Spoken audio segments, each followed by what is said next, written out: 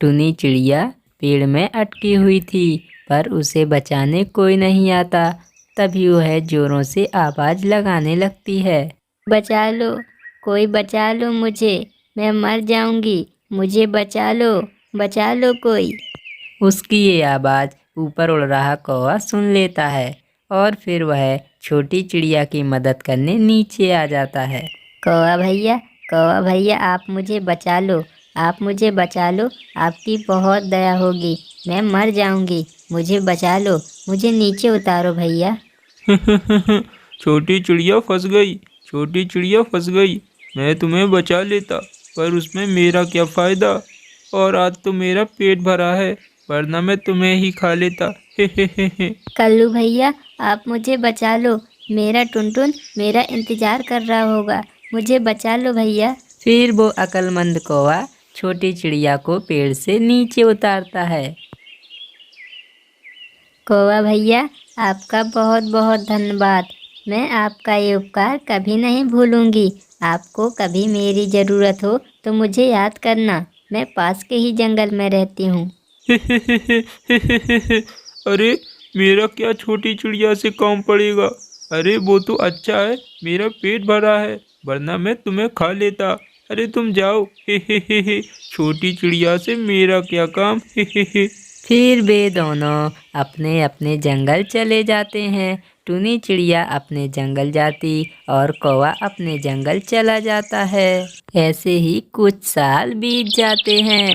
कुछ साल होने के बाद एक दिन जंगल में बहुत तेज तूफान आता है। तूफान इतने जोरों का था कि जंगल तबाह हो चुका था। चारों तरफ अंधेरा और बादल गरज रहे थे। बारिश की तो मानो बाढ़ आ गई थी।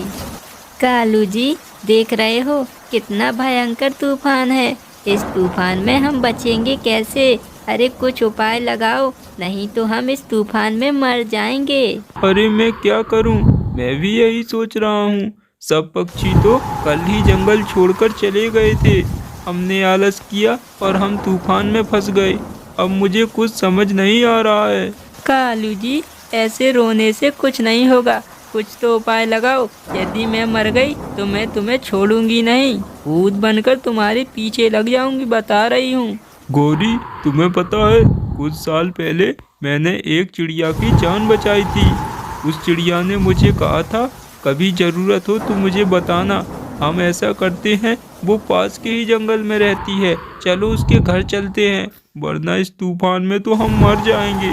फिर वे दोनों जैसे तैसे करके दूसरे जंगल की ओर उड़ जाते हैं और वे दूसरे जंगल चले जाते।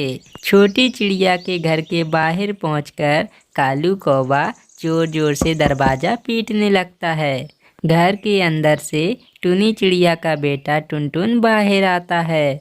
बताइए क्या काम है आपको? आप लोग कौन हो? मैं आपको नहीं जानता और मैंने पहले आपको मम्मी के साथ कभी नहीं देखा।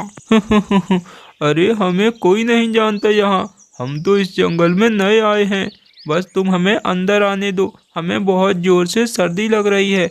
मैं तुम्हारी मम्मी का बहुत अच्छा दोस्त हूँ और ये मेरी पत्नी। हाँ हाँ, मैं इनकी पत्नी हूँ, मुझे भी अंदर आने दो, बहुत सर्दी लग रही है बाहर।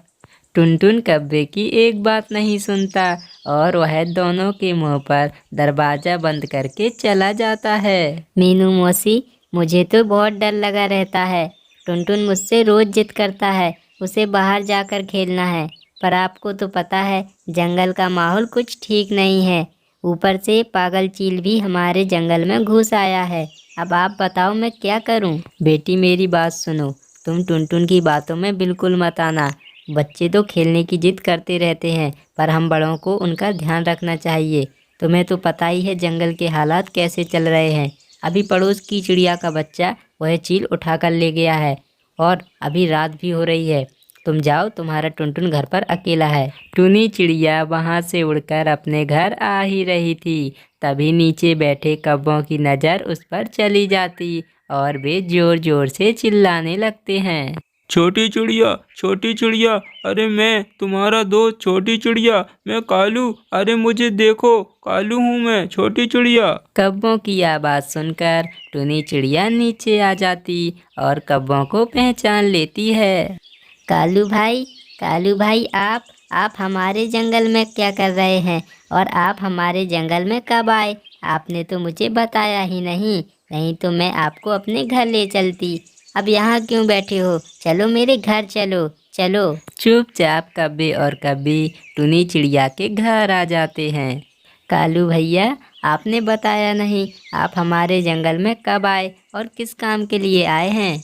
अरे क्या बताऊँ चिड़िया, हमारा जंगल पूरा बर्बाद हो गया, वहाँ तूफान आ गया। सोचा था तुम्हारे यहाँ रह लूँगा, तब तक मैं तुम्हारे घर आया, पर तुम्हारे बेटे ने मुझे भगा दिया था। हाँ, तुम्हारा बेटा बहुत शैतान है, मुझे भी भगा दिया था। मैंने तो चॉकलेट की भी बात की थी पर नहीं माना। टुनटुन तो है ही शैतान। अब आप बातें छोड़ो, ये लो दाने खाओ। टुनी चिड़िया कब्बे और कब्बी को दाना देती और वे दोनों चुपचाप दाना खाने लगते हैं। अगली सुबह होते ही कब्बे और कब्बी जंगल घूमने के लिए निकल जाते हैं। उनको तो घर में जैसे चैन ही नहीं पड़ रहा था। वे दोनों दूर जंगल में जाकर नदी के पास बैठ जाते हैं। मर गई, अरे देख क्या रहे हो, मुझे बहुत भूख लगी है, अरे कुछ खाने को लाओ। इस जंगल में तो कुछ खाने के लिए भी नहीं है, चलो कहीं खाना ही ढूंढते हैं। हाँ भगवान, तुमने बिल्कुल ठीक कहा, इस जंगल में तो कुछ खाने के लिए नहीं दिख रहा। चलो पहाड़ियों तरफ चलते हैं, शायद कुछ खाने को मिल जाए, भूख तो मुझे भी लगी है। ऐसा कहकर वे दोनों पहाड़ियों की तरफ उड़ जाते हैं। जब वे उड़ रहे थे तभी उन्हें एक आम का सुंदर बगीचा दिखाई देता है, जिसे देखकर उनके मुंह में पानी आ जाता है और वहीं पास के पेड़ पर वह बैठ जाते। अरे चील भैया, क्या आप बता सकते हो ये बगीचा किसका है? मुझे बहुत ज़ोरों से भूख लगी है और आम खाने का मन कर रहा है। आप बताओ ये बगीचा है किसका? ये बगीचा मेरा है और मैं किसी को आम नहीं खाने देता। यदि आम खाना है तो उसके बदले में मुझे मांस चाहिए। क्या तुम मुझे मांस लाकर दोगे? हाँ, मिल जाएगा तुमको मांस, पर हमको आम खा लेने दो, हमें बहुत भूख लगी है, हम तुम्हें पक्का मांस लाकर देंगे। तो फिर ठीक है, जाओ जितने आम खाने हैं खा लो, पर मुझे मांस मिल जाना चाहिए कल, वरना तुम्हारे लिए ठीक नहीं होगा। फिर वे दोनों कब्बे और कब्बी आम के बगीचे में आम खाने लगते हैं। आम बहुत मीठे थे, स्वाद ले लेकर वे दोनों आम खाते हैं। अरे जी, क्या ज़रूरत थी मुसीबत को मोल लेने की? आपने बोल तो दिया हाँ मिल जाएगा मांस, अब हम कहाँ से मांस देंगे? कल नहीं तो वो हमारा मांस बना देगा। अरे गौरी, तू बहुत भोली है, मैंने पहले ही दिमाग लगा लिया कि मांस कहाँ से देना है। तू बस आम खा, गुठलियाँ मत गिन, मांस का इंतजाम हो जाएगा रात में। और फिर सूरज ढल जाता है और रात हो जाती। हे भगवान, कल्लू और कव्वी अभी तक नहीं आए। उनके लिए तो ये जंगल नया है और रात भी हो गई है, कहीं वो खो ना गए हो।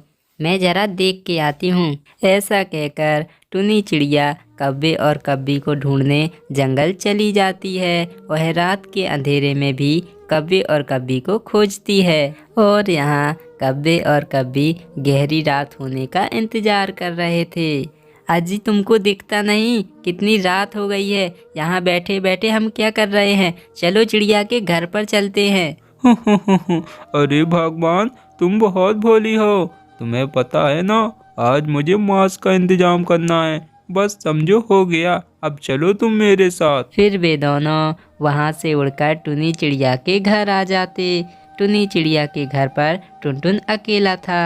अंकल आप, आंटी गौरी आंटी आप कहाँ रह गए थे? आपको पता है मम्मी आपको ढूंढने जंगल गई है, खामोखा मम्मी परेशान हो रही होगी। अरे तुम परेशान ना हो तुम बस हमारे साथ चलो, तुम्हारी मम्मी बिल्कुल परेशान नहीं होगी। फिर वे कब्बे और कब्बी टुनटुन को जाल में बांधकर ले जाते हैं। थोड़ी ही देर बाद टुनी चिड़िया अपने घर आती। वह देखती है टुनटुन घर में नहीं था और वह बहुत परेशान होती। टुनटुन, बेटा टुनटुन, मम्मा से शरारत कर रहे हो? कहाँ छुपे हो? बाहर आओ। अंधेरे में शरारत नहीं करते। टुनटुन, लगता है टुनटुन अंदर नहीं है। इसका मतलब मेरा बेटा चोरी हो गया। मुझे जंगल में ढूंढने अभी जाना होगा। ऐसा कहकर टुनी चिड़िया वहाँ से उड़ जाती है। वह जंगल में जाकर अपने बच्चे को ढूंढती है। वह अंधेरे में भी अपने बच्चे को ढूंढती है, पर कब्बे और कब्बी तो बीच जंगल में आराम से सो रहे थे और उन्होंने टुनटुन को भी कैद करके रखा हुआ था। ऐसे ही पूरी रात निकल जाती, पर टुनटुन का कुछ पता नहीं चलता है। फिर अगले दिन जैसे ही सुबह होता, गौरी कब्बी की आँख खुल जाती है। अरे अरे, ये अभी तक सो रहे हैं। अरे जी उठो। अरे इनको उठाने से क्या फ़ायदा, मुझे तो बहुत भूख लगी है। अब तो हम बगीचे में जाके मीठे मीठे आम खाएंगे। अरे पर ये पिंजरा तो मुझसे उठेगा भी नहीं, इतनी तो मुझ में ताकत भी नहीं। ऐसा करती हूँ, मैं तो जाकर आम खाती हूँ बगीचे में। कालू आएगा, सो मांस ले आएगा और चील को दे देगा। मैं तो खाने जा रही हूँ। हाँ, फिर बिना पिंजरे के गौरी कब्बी आम खाने चली जाती है।